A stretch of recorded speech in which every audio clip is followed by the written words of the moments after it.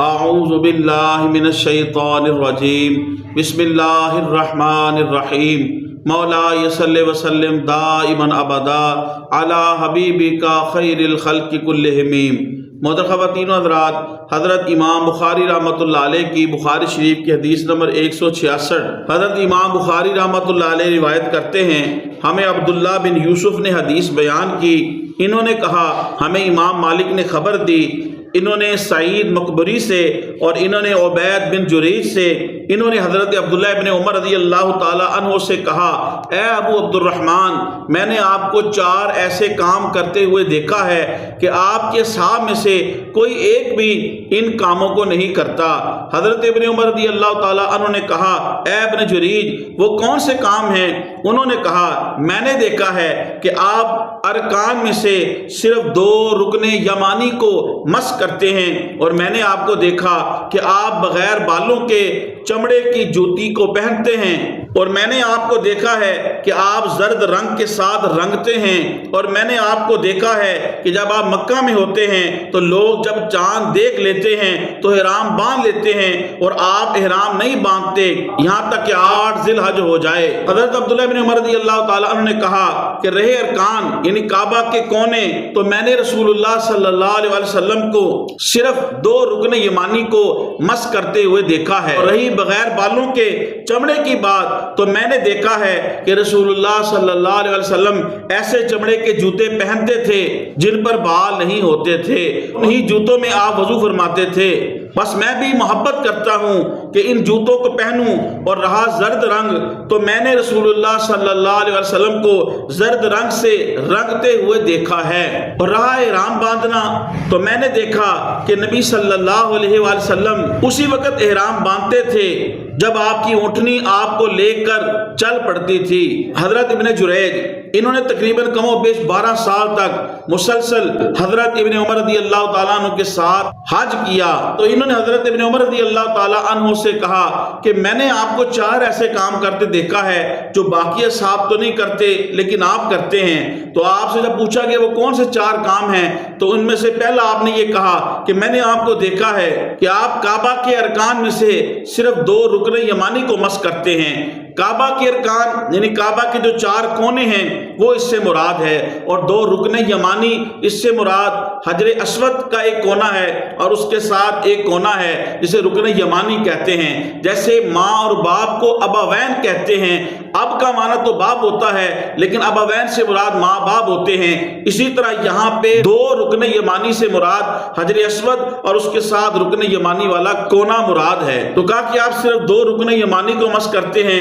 اور باقی 2 رکن شامی جو ہیں آپ اس کو مس نہیں کرتے۔ تو حضرت ابن عمر رضی اللہ تعالی عنہ آپ فرماتے ہیں کہ میں نے رسول اللہ صلی اللہ علیہ وسلم کو ایسے ہی ان 2 رکن یمانی کو مس کرتے ہوئے دیکھا ہے۔ اصل میں بیت اللہ شریف کی جو بنیاد ہے وہ حضرت ابراہیم علیہ السلام نے رکھی اور اس کی تعمیر کی، اور انہیں قواعد ابراہیم کہتے ہیں۔ لیکن اب جو 2 رکن ہیں یعنی حجر اسود کا کونا اور اس کے ساتھ رکن یمانی کا کونا جو ہے، یہ دونوں کونوں کی بنیاد تو انہی قواعد ابراہیم پہ ہے کہ بنیاد ابراہیم علیہ السلام نے رکھی تھی، اور باقی 2 کونے جو ہیں وہ اس قواعد ابراہیم پہ نہیں ہیں، اس بنیاد پہ نہیں ہیں جو ابراہیم علیہ السلام نے رکھے تھے، کیونکہ اب جب بیت اللہ شریف کی دوبارہ تعمیر نو ہوئی تو اس کو اندر کی طرف کر دیا گیا، اور حتیم کا حصہ جو ہے وہ بیت اللہ شریف کی ظاہری تعمیر سے باہر آ گیا، تو اب وہ کونا وسط میں کہلائے گا، وہ رکن نہیں کہلائے گا کہ جو ابراہیم علیہ السلام نے بنیاد رکھی تھی۔ تو ابراہیم علیہ السلام کی بنیاد رکھنے کے احترام کے پیش نظر انہی 2 رکن یمانی میں سے حجر اسود کا بوسہ دیا جاتا ہے، یہ ویسے بھی جنتی پتھر ہے، اور دوسرا رکن یمانی جو ہے اس کو مس کیا جاتا ہے۔ ابن جریج نے کہا میں نے آپ کو دیکھا کہ آپ بغیر بالوں کے چمڑے والی جوتی پہنتے ہیں، تو حضرت ابن عمر رضی اللہ تعالیٰ کو فرمایا کہ میں ایسے کرتا ہوں کہ جیسے میں نے حضور کو دیکھا ہے، یعنی حضور بھی بغیر بالوں کے چمڑے کی جوتی پہنتے اور اسی سے آپ وضو فرمایا کرتے تھے۔ ظاہری بات ہے وہ جوتی جو ایسی ہوگی جیسے کینچی چپل ہے یا سپنج ہے جس کے اندر پانی جو ہے وہ اچھے طریقے سے اندر چلا جاتا ہے اور پاؤں تک پہنچ جاتا ہے۔ تیسرا ابن جریج نے کہا میں نے آپ کو دیکھا ہے کہ آپ زرد رنگ سے رنگتے ہیں. اب زرد رنگ سے رنگنے سے مراد داڑھی کو بھی رنگنا ہے یعنی خضاب کرنا ہے اور کپڑے کو بھی رنگنا ہے. حضرت ابن عمر رضی اللہ تعالی عنہ اپنی داڑھی مبارک کو زرد رنگ سے اس طرح رنگتے تھے کہ آپ کے کپڑے بھی جو ہے وہ زرد رنگ سے رنگے جاتے تھے اور آپ کا امامہ شریف بھی زرد رنگ سے رنگا ہوتا تھا. آپ زیادہ تر تو سیاہ امامہ شریف پہنتے تھے لیکن آپ اپنی داڑھی مبارک اور اپنے کپڑوں اور امام شریف کو زرد رنگ سے رنگتے تھے. کالے رنگ کا خضاب لگانا اور بالوں کو کالا رنگ لگانا اسے پیارے نبی صلی اللہ علیہ وسلم نے ناپسند فرمایا ہے اور منع فرمایا ہے اور اسے یہود و نصارہ اور غیر مسلموں سے تشبیہ دی ہے. تو داڑھی شریف کو زرد رنگ سے رنگنا یا براؤن کلر کرنا, دوسرا خضاب مہندی لگانا وہ جائز ہے لیکن کالا رنگ کرنا یہ جائز نہیں ہے. بعض صورتوں میں مفتیان کرام نے استثناء دیا ہے کہ جیسے مجاہدین ہیں جو بارڈر پہ کھڑے ہیں یا ان کی ایسی جابس ہیں کہ دشمن کے اوپر یا شریر لوگوں کے اوپر اپنا روب رکھنا ہو, ان کی ایسی جابس ہیں, ان کے لیے مفتیان کرام نے استثناء کیا ہے. بہرحال اگر جابس کی پرابلم نہ ہو تو ان اکرمکم عند اللہ اتقاکم, اللہ کے نزدیک سب سے زیادہ پسندیدہ اور عزت والا شخص وہی ہے جو سب سے زیادہ متقی ہے. پھر ابن جریج نے کہا میں نے دیکھا کہ لوگ چاند نظر آتے ہی حج کا احرام باندھ لیتے تھے اور آپ 8 ذی الحج کو باندھتے تھے. تو حضرت ابن عمر رضی اللہ عنہ فرماتے ہیں میں وہ کرتا ہوں جو رسول پاک صلی اللہ علیہ وسلم کو میں نے کرتے ہوئے دیکھا تھا اور حضور اسی وقت احرام باندھتے تھے جب آپ کی اٹھنی آپ کو لے کر چلتی تھی. حضرت ابن عمر رضی اللہ تعالیٰ عنہ 8 ذی الحج کو احرام باندھتے تھے. اس کی ایک وجہ تو یہ ہے, ظاہری بات ہے جب آپ یکم ذی الحج کو حج کا احرام باندھ لیں گے تو احرام کی پابندیاں شروع ہو جائیں گی اور جب 8 ذی الحج کو یعنی جب مناسک حج شروع کرنے ہوں, حج کے ایام شروع ہونے لگے تو ان دنوں کے قریب جا کے احرام باندھیں تو آپ احرام کی پابندیوں سے مشکلات سے بچ جاتے ہیں. تو ایک سہولت تھی, آپ اس سے فائدہ اٹھاتے تھے. دوسرا حضرت ابن عمر رضی اللہ عنہ نے فرمایا کہ حضور اس وقت احرام باندھتے تھے جب اونٹنی آپ کو لے کر چل پڑتی تھی. حضرت سعید بن جبیر رضی اللہ تعالی عنہ نے حضرت ابن عباس رضی اللہ تعالیٰ عنہ سے پوچھا کہ صحابہ کرام رضوان اللہ مجمعین نے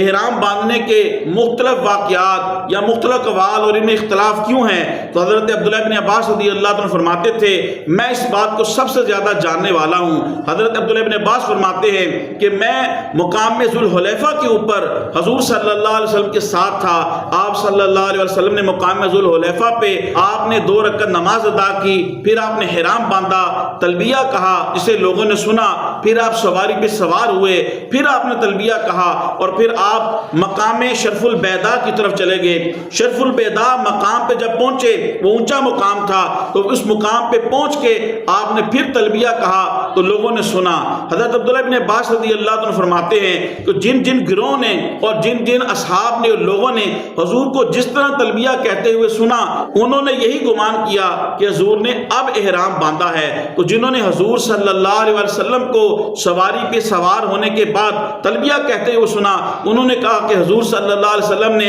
سواری پہ جب سوار ہوئے تو اس وقت احرام باندھا. اور جنہوں نے حضور صلی اللہ علیہ وسلم کو مقام شرف البیداء پہ دیکھا اس اونچی پہاڑی کے اوپر ٹیلے کے اوپر تو انہوں نے کہا کہ حضور صلی اللہ علیہ وسلم نے اس وقت احرام باندھا جب آپ مقام شرف البیداء کے اوپر سواری کے اوپر سوار ہوئے. لیکن حضرت عبداللہ بن عباس رضی اللہ عنہ فرماتے ہیں میں اللہ کی قسم اٹھا کے کہتا ہوں کہ حضور صلی اللہ علیہ وسلم نے 2 رکعت نماز پڑھی پھر آپ نے احرام باندھا تھا. خواتین و حضرات, تبلیغ دین کی نیت سے حدیث شریف کے اس درس کو زیادہ سے زیادہ لوگوں تک پہنچانے کے لیے میرے اس ویڈیو کو زیادہ سے زیادہ شیئر کریں. اللہ پاک آپ کو جزائے خیر دے. السلام علیکم ورحمۃ اللہ وبرکاتہ.